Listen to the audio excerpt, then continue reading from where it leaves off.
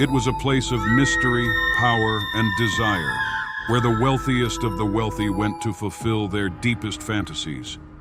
But for some, it became a trap, a one-way ticket to death.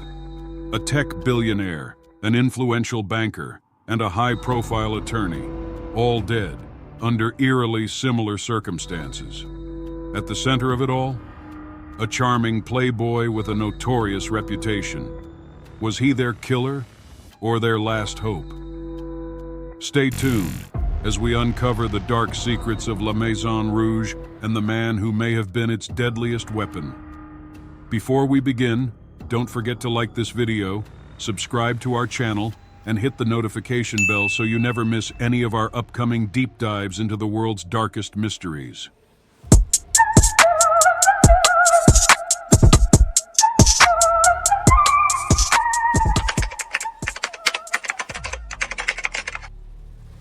Paris, the city of love and light, became the setting for a chilling mystery in the spring of 2023.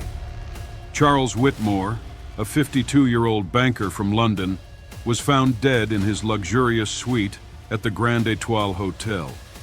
At first glance, it seemed like a tragic accident, an overdose of sedatives. But a closer look raised questions.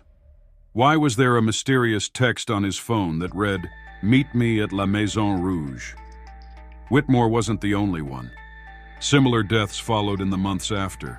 Liam O'Connor, a tech mogul from Dublin, and Victor Navarro, a prominent New York attorney. Each death bore striking similarities: drugs, luxury surroundings, and a link to a secretive club called La Maison Rouge. La Maison Rouge wasn't just any club. Hidden in a historic Parisian mansion, it catered exclusively to the world's elite.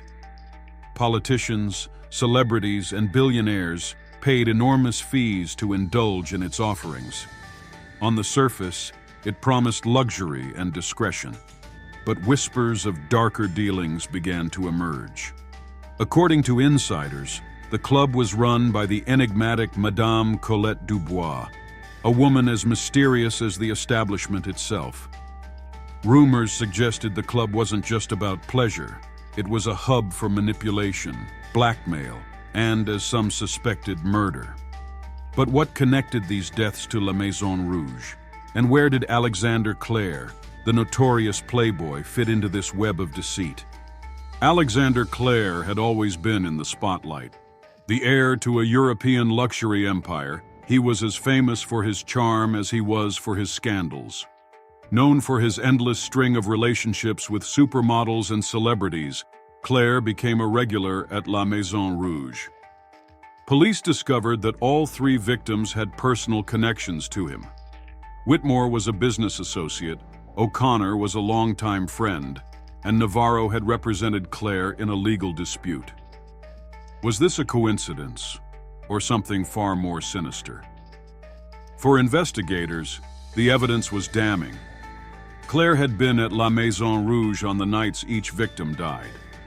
But there was something about the timeline that didn't add up. Detective Julian Armand, the lead investigator, faced mounting pressure to close the case. The media had already branded Clair as the Playboy Killer, but Armand wasn't convinced. Surveillance footage showed Clair leaving the club before Whitmore's death, raising doubts about his direct involvement. Forensic evidence hinted at something bigger, traces of an unidentifiable substance in the victim's systems, suggesting a more sophisticated crime. A chilling revelation. The same substance was found in Clair's blood during a routine traffic stop weeks earlier. Was Clair a puppet in someone else's game? Or had he found a way to cover his tracks? Just as the case seemed to stall, a former employee of La Maison Rouge, Marc Delacroix, came forward. His testimony painted a disturbing picture of the club's inner workings. Delacroix claimed the club operated a covert blackmail operation, collecting compromising material on its wealthy clients. Victims who became unmanageable were reportedly silenced, permanently. According to Delacroix, Clair was not a killer, but a pawn. Alexander was their perfect scapegoat. Delacroix stated. He was reckless, arrogant, and easy to frame. But who was pulling the strings? The investigation shifted focus to Madame Colette Dubois. Her name had surfaced repeatedly, but she seemed untouchable, protected by her powerful clientele. A raid on La Maison Rouge uncovered a hidden archive of videos, emails, and financial records linking Dubois to the victims. The evidence was damning. Payments made to an anonymous account shortly before each death. Footage showing Dubois meeting with Navarro just hours before his murder. The police finally had enough to arrest Dubois, but the case didn't end there. Madame Dubois' arrest sent shockwaves through Paris. Yet, her influence proved resilient. Within weeks, key witnesses retracted their statements, and the case against her collapsed. Clair, now vindicated, disappeared from public life. Some say he fled to South America. Others believe he struck a deal with Dubois. La Maison Rouge was shut down, at least officially. Rumors persist that it reopened under a new name with a new owner. As for the victims' families, they are left with more questions than answers. Were their deaths part of a calculated conspiracy, or were they simply collateral damage in a dangerous game? What do you think? Was Alexander Clair an innocent playboy caught in a deadly web?